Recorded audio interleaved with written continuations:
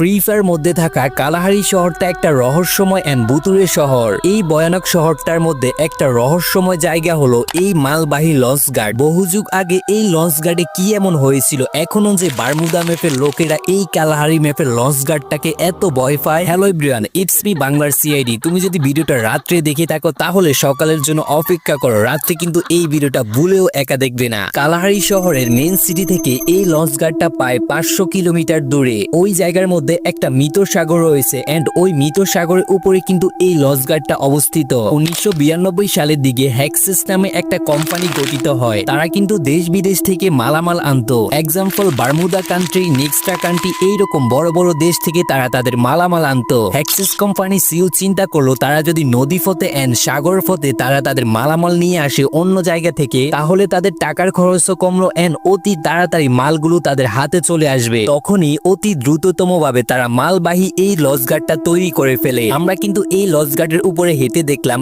এখনো এই লঞ্চ গার্ডটা খুবই মজবুত এন্ড খুবই শক্ত অবস্থায় রয়েছে। গার্ড থেকে মালগুলো ঠিক উপরে এনে রাখা হতো এন্ড ক্লায়েন্টের কাছে যেই মালগুলো ফাটানো লাগতো তারা কিন্তু এইরকম কিছু গাড়ি দিয়ে ক্লায়েন্টের কাছে সরাসরি মালগুলো ফাটিয়ে দিত। ওই সময় কিন্তু ঠিক এইরকম কিছু গাড়ি ব্যবহার করা হতো। এই গাড়ি কিন্তু খুবই অদ্ভুত এন্ড খুবই ভয়ানক লাগতেছে, দেখতেই পাচ্ছ। আজও কিন্তু এই গাড়ি ঠিক এখানেই পড়ে আছে। ওই সময় নাকি হঠাৎ করে